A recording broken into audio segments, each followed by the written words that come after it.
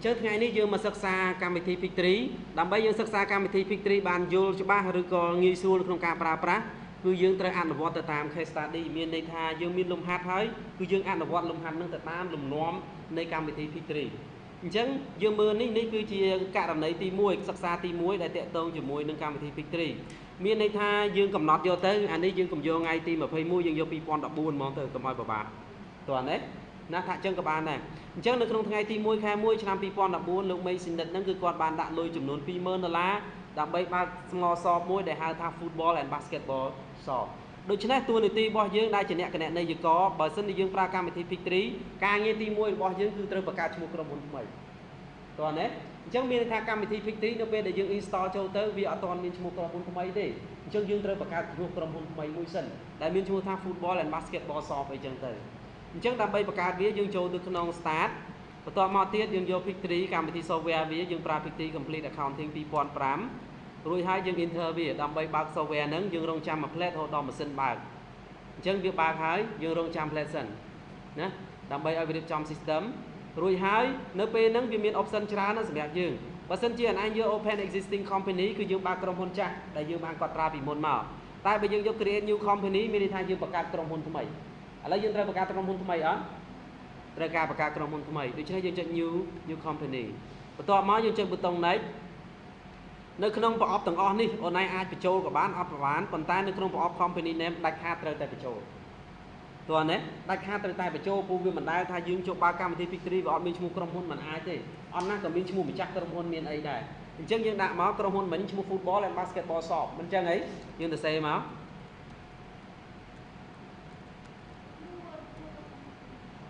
ចូលមកមុខតិច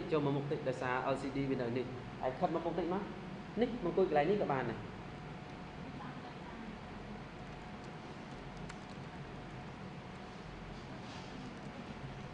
ស2014យើងដាក់ឈ្មោះចេះហើយប្រភេទអង្គភាពយើងជាប្រភេទអីបើសិនជាយើងគិតថាជាប្រភេទ sole proprietorship យើងដាក់ទៅអត់មានបញ្ហាអីទេណាឬប្រភេទអង្គភាពហើយ address line នេះគឺជាសំដៅទៅលើ address របស់អង្គភាពមួយហ្នឹងអញ្ចឹងឧទាហរណ៍ថាខ្ញុំបង្កើតវា address វាផ្ទះលេខ24 ST 337ទួលគោកភ្នំពេញណាបើសិនជាយើងគិតថាខ្វះអញ្ចឹងយើងដាក់ line address ទី2ណាទួលគោកភ្នំពេញកម្ពុជាអញ្ចឹង state របស់យើង zip របស់យើងមានទេបើមានក៏ដាក់ទៅបើអត់ក៏អត់ទៅអញ្ចឹងគេទាមទារអាចថាបើសិនជាពិបាកទេយើងដាក់តែប៉ុណ្្នឹងទៅហើយបន្ទាប់មក country អាចថា country គឺប្រទេសយើងស្អីគេកម្ពុជាលេខទូរស័ព្ទរបស់យើងគឺ012 65 56 44អីចឹងទៅលេខ fax គឺយើងគឺ012ដែរ65 56 44បើសិនជាយើងចង់ដាក់ហើយមានព័ត៌មានទៀតបើសិនជាក្រុមហ៊ុនរបស់យើងមាន website យើងអាចដាក់ website នៅក្នុងហ្នឹង w3 ដងចឹងទៅ .ppi.edu.com.kh សុំទោស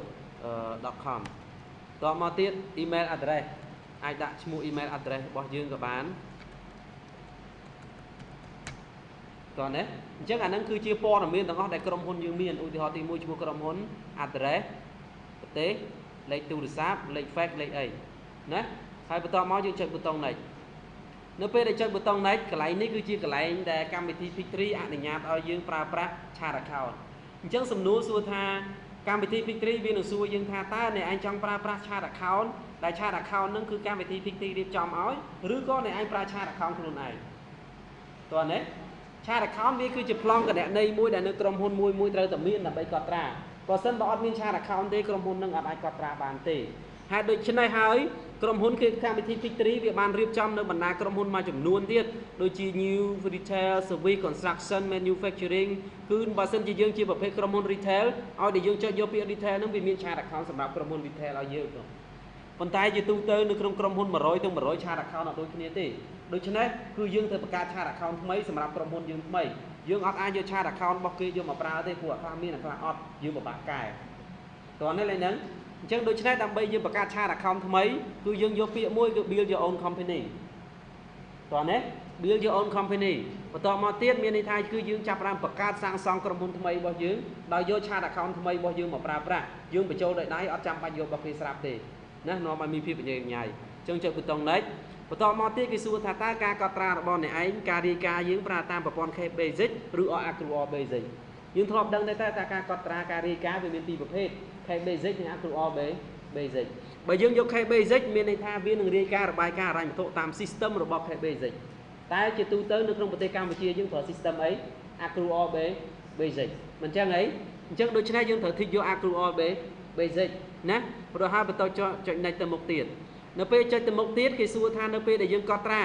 តើអ្នកឯងប្រើប្រាស់ប្រព័ន្ធ real time ឬក៏ batch time real time ខុសពី batch time ត្រង់ណានៅពេលដែលយើងប្រើប្រាស់ real time មានន័យថាឲ្យតែអ្នកឯងធ្វើការកត់ត្រាភ្លាមចុចប៊ូតុង save ភ្លាមប្ររបាយការណ៍ហិរញ្ញវត្ថុរបស់យើងគឺចាប់ផ្ដើមប្រែប្រួលភ្លាមតោះនេះហ្នឹងឲ្យតែយើងចុចប៊ូតុង save ភ្លាមវានឹងគណនានៅក្នុងរបាយការណ៍ហិរញ្ញវត្ថុយើងអូតូម៉ាទិក save ភ្លាមចូលភ្លាមចាប់បានទេហ្នឹងតែបើសិនជាអនឯងយក system batch time វិញនៅរាល់ប្រតិបត្តិការដែលយើងបានកត់ត្រាចូលអញ្ចឹងមានន័យថាវាអត់ទាន់ចូលក្នុងរបាយការណ៍ហិរញ្ញវត្ថុទេវាកត់ត្រានៅក្នុងប្រអប់ batch សិនតោះណាតោះតែយើងចូលទៅក្នុងអាកន្លែង batch នឹងមួយទៀតហើយពិនិត្យមើលប្រតិបត្តិការនេះត្រឹមត្រូវបានយើងចុចប៊ូតុង transfer ពឹបវារត់ចូលទៅក្នុងរបាយការណ៍ហិរញ្ញវត្ថុអាមួយណាអត់ទាន់ទេយើងអាចលុបវានៅក្នុងពេលនឹងបានចាប់បានទេឡើយហ្នឹងមានន័យថាបើ real time គឺយើង post team ចុច save ភ្លាមរបាយការណ៍ហិរញ្ញវត្ថុប្រែប្រួលតែបើយើងយក batch time យើងកត់ត្រា transaction ភ្លាម save ភ្លាមអាទិន្នន័យដែលយើងបាន save នឹងអត់ទាន់ទៅគណនាចូលក្នុងរបាយការណ៍ហិរញ្ញវត្ថុទេគឺវាចូលទៅក្នុង batch ម្ដុំសិនអញ្ចឹងរបាយការណ៍ហិរញ្ញវត្ថុអត់ទាន់មានអតិពលអត់ទាន់មានអីប្រែប្រួលទេតោះតែយើងចូលទៅក្នុងអា batch service វានឹងសិនហើយបានមើលឯកសារណាមើលអា posting ណាដែលត្រឹមត្រូវយើងបានយើងបញ្ជូនអញ្ចឹងនៅពេលហ្នឹងអានឹងបានវារត់ចូលទៅក្នុងរបាយការណ៍ហិរញ្ញវត្ថុអញ្ចឹងជាទូទៅគាត់ឯងចង់រើសមួយណាក៏បានដែរស្រេចចិត្តតែដើម្បីកុំឲ្យការលំបាកយើងយក real time សំណួរពួកយើងថាហេតុអីបានជាកម្មវិធី Pick3 វាឲ្យយើងយក real time ផង batch time ផងមានន័យថាបើសិនជាក្រុមហ៊ុនខ្លះគណៈនយោជកម្នាក់ប៉ុន្តែមានកូនចៅច្រើនណាស់ដែលគាត់កត់ត្រារាល់ថ្ងៃដូច្នេះមុននឹងឲ្យរបាយការណ៍អាទិន្នន័យដែលគាត់កត់ត្រាកូនចៅកត់ត្រាហ្នឹងវាចូលក្នុងរបាយការណ៍ហិរញ្ញវត្ថុគាត់ត្រូវការព្រីតតសិនតែឯកសារដើមជាមួយនឹងស្អីដែលគាត់កត់ត្រានោះត្រូវអត់អញ្ចឹងគាត់អត់ទាន់ឲ្យចូលក្នុងរបាយការណ៍ហិរញ្ញវត្ថុទេគេពិបាកឆែកតោះណាពិបាកត្រួតពិនិត្យអញ្ចឹងឲ្យវាចូលនៅក្នុងអាកន្លែងប្រអប់បាច់សិនចាំគាត់ចូលទៅឆែកខ្លួនឯងឧទាហរណ៍ទៅ sale invoice មាន30វិក័យប័ត្រអញ្ចឹងគាត់ចូលមកគាត់ចូលបាច់ហ្នឹងគាត់ឆែកមើលអូអ្នកនេះលក់អីគេខ្លះត្រូវទេបើសិនជាត្រូវពុប transfer ចូលរបាយការណ៍អាទី2ត្រូវអត់អាទី3ត្រូវអត់គាត់អង្គុយឆែករហូតដល់ចប់យើងបានបញ្ជូនអាបាច់នឹងទាំងអស់នេះចូលក្នុងរបាយការណ៍បានមានគណនាចុះបើសិនជាខុសអញ្ចឹងនៅពេលនេះគាត់កែនៅក្នុងដំណាក់កាលបាច់ហ្នឹងហើយបានយើង transfer ចូលចាប់បានទេហ្នឹងអញ្ចឹងបាច់ខាងគេប្រើប្រាស់នៅពេលដែលមានកូនចៅច្រើនប្រើប្រាស់កម្មវិធី Pick3 ហើយគេពិបាកគ្រប់គ្រងដូច្នេះគេត្រូវការពេលវេលាដើម្បីផ្ទៀងផ្ទាត់គេអត់អាចឲ្យវាទិន្នន័យនឹង posting ហើយចូលទៅក្នុងរបាយការណ៍ភ្លាមទេព្រោះវាធ្វើឲ្យមានការពិបាកគ្រប់គ្រងចាប់បានទេហ្នឹងអញ្ចឹងនៅពេលហ្នឹងគេត្រូវកត់ឲ្យចូលបាច់សិនតែបើសិនជាការកត់ត្រាជាក់ស្ដែងនៅក្នុងស្រុកខ្មែរយើងជាទូទៅគេត្រូវប្រើ real time វាងាយស្រួលតោះណាហើយយើងអាចលុបបានដូចគ្នាអត់មានបញ្ហាអីទេអញ្ចឹងយើងយក real time បន្តមកចុចប៊ូតុង next រួចហើយគេសួរថា accounting period យើងស្គាល់ accounting period ទេហ៎ accounting period គឺជាគេហៅថារយៈពេលនៃការអីគេនៃការបិទបញ្ជីអញ្ចឹងគេសួរយើងថាតើអ្នកឯងប្រើប្រាស់12 month accounting period ឬក៏ accounting period that do not match calendar month នៅក្នុងការកត់ត្រា accounting period គេចែកចេញជា2ទី1គេហៅថា calendar year ទី2គេហៅថា physical year ដែលលើពាក្យហ្នឹងហ៎ប្រសិនបើអនឡាញជ្រើសរើសយក12 month period accounting period មានន័យថាការកត់ត្រានៅក្នុងប្រព័ន្ធ Pick3 ប្រើប្រាស់តាម system calendar year គឺនៅក្នុងរយៈពេល12ខែដាច់ខាតត្រូវតែធ្វើការបិទបញ្ជីតោះគូនិយាយហ៎ដោយឡែកសម្រាប់ប្រទេសខ្មែរយើងគេមានច្បាប់គេមួយនៅក្នុងក្រសួងសេដ្ឋកិច្ចនិងហិរញ្ញវត្ថុគេកំណត់មកថានៅរាល់របាយការណ៍ហិរញ្ញវត្ថុទាំងអស់ត្រូវតែបិទបញ្ជីនៅក្នុងកំឡុងពេលយូរបំផុតគឺ12ខែតោះនេះហ្នឹងដើម្បីធ្វើការឃ្លាពន្ធប្រចាំឆ្នាំដាច់ខាតតែឯងត្រូវតែបិទបើមិនបិទប្រចាំខែក៏ពី10ខែត្រូវតែបិទដែរប៉ុន្តែនៅប្រទេសខ្លះអត់ទេអាចចូល13ខែឬក៏មួយឆ្នាំកន្លះបានឲ្យបិទដូច្នេះ accounting period គេអាចយកតាម calendar year ទេគេត្រូវយកតាម physical year ដែលមានខែទី13ខែទី14បានចាប់ផ្ដើមបិទបើសិនជាយើងយក calendar year គឺមានន័យថាយើងយក12ម៉ាន់នេះអញ្ចឹងមានន័យថា accounting period របស់យើងគឺ12ខែត្រូវតែបិទបញ្ជីតែបើសិនជាយើងយកប្រភេទ accounting period that match to calendar month នេះចឹង not match មានន័យថាអាចខែទី13 14 15ឬក៏16ចាំតែឯងបិទបញ្ជីក៏អត់មានបញ្ហាអីដែរចាប់បានទេឡើយហ្នឹងតែឥឡូវស្រុកខ្មែររបស់យើងគេប្រើ calendar year ឬក៏ physical year ប្រើ calendar year ច្បាប់របស់យើងគេទាមទារឲ្យប្រើ calendar year ដូច្នេះហើយយើងត្រូវយក12 month accounting period ចាប់បានទេឡើយហ្នឹង ណាហើយបន្តមកយើងចូលប៊ូតុង next អញ្ចឹងគេសួរយើងតើអ្នកឯងចាប់ផ្ដើមកត់ត្រាពីថ្ងៃណាមកពីខែណា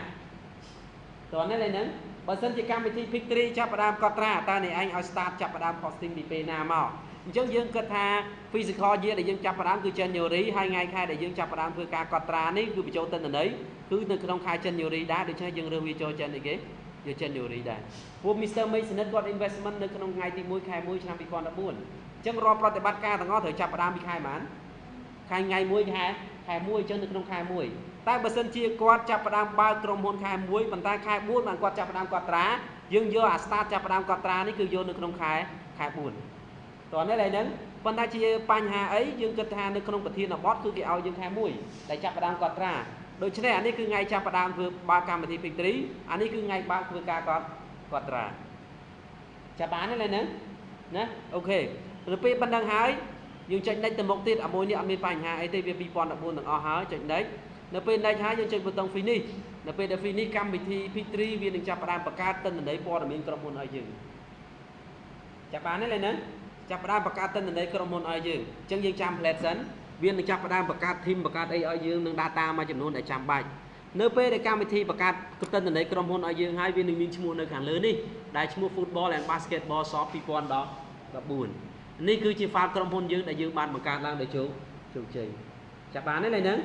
សំណួរសួរថាចុះលោកគ្រូអាទិន្នន័យដែលខ្ញុំបានបង្ហាញដាក់ឈ្មោះក្រុមហ៊ុនហ្នឹងគេយកទៅប្រើនៅកន្លែងណាយើងមានដឹងមានចាំថានៅពេលដែលយើងបើករបាយការណ៍មួយជាទូទៅរបាយការណ៍របស់ basic accounting វាច្រើនតែមានអា title នៅលើរបាយការណ៍មិនអញ្ចឹងអីមានឈ្មោះក្រុមហ៊ុនមានអីគេយកវាទៅដាក់កន្លែងហ្នឹងអញ្ចឹងនៅពេលដែលយើងសាកល្បងបើក report មើលនៅក្នុងកន្លែង report ចូលនៅក្នុង financial statement បន្តមកទៀតអនឡាញបើកទៅក្នុង balance sheet មើលមួយក៏បើកឧទាហរណ៍ទេអនឡាញឃើញឈ្មោះក្រុមហ៊ុនយើងនៅលើនេះហ៎តើនេះឡើយហ្នឹងអញ្ចឹងអាឈ្មោះក្រុមហ៊ុនដែលយើងបានបង្កើតលើកមុនដែលសរសេរឈ្មោះនឹងវានឹងយកមកប្រើប្រាស់សម្រាប់ជា header របស់របាយការណ៍ហិរញ្ញវត្ថុមួយហ្នឹងតើណាបើសិនជាយើងចង់បានវាគឺយើងអាចធ្វើចឹងបានចុះសំណួរមួយទៀតវាសួរយើងសួរមិនសួរទៀតលោកគ្រូចុះបើក្រុមហ៊ុនខ្ញុំដូរឈ្មោះតែខ្ញុំទៅធ្វើមិនឥឡូវបើក្រុមហ៊ុនដូរឈ្មោះអាក្បាលរបាយការណ៍វាមិនត្រូវដូរដែរហើយឲ្យខ្ញុំដូរកន្លែងណាអត់បង្កើតថ្មីទេក្រុមហ៊ុនយើងនៅដដែលកន្លែងកត់ត្រាក៏អត់បានដែរវាមាន information វាអញ្ចឹងនៅក្នុងករណីអនឡាញចង់ដូរឈ្មោះក្រុមហ៊ុនវិញអនឡាញអាចចូលទៅក្នុងកន្លែងដូចជាមាន option មួយណាមាននៅក្នុងកន្លែង maintain ចូល company information តើណាអញ្ចឹងនៅពេលដែលយើងចុចមកនេះឈ្មោះក្រុមហ៊ុនយើងដូរកន្លែងហ្នឹងចាប់បានណាអញ្ចឹងនៅពេលដែលយើងចង់ដូរឈ្មោះក្រុមហ៊ុនគូបង្ហាញម្ដងទៀតយើងចូលទៅក្នុង maintain បន្ទាប់មកយក company information អញ្ចឹងយើងឃើញ company name យើងគឺឈ្មោះអញ្ចឹងអញ្ចឹងបើយើងចង់ដូរទៅឧទាហរណ៍ថា shop នេះយើងដាក់ស្អីគេអញ្ចឹងទៅ Football Basketball Shop DACC ណាយើងគិតអញ្ចឹងទៅចុចប៊ូតុង OK អញ្ចឹងនៅពេលហ្នឹងរបាយការណ៍ហិរញ្ញវត្ថុដែលត្រូវបើកគឺវាដូរតើនេះឡើយហ្នឹងកន្លែងហ្នឹងបើសិនជាពួកយើងចង់ដូរអញ្ចឹងគ្រូមានតែប៉ុណ្្នឹងទេនៅក្នុងជំហានទី1នៅក្នុងការបង្កើតឈ្មោះក្រុមហ៊ុនថ្មីដែលជា database ទី1ដែលយើង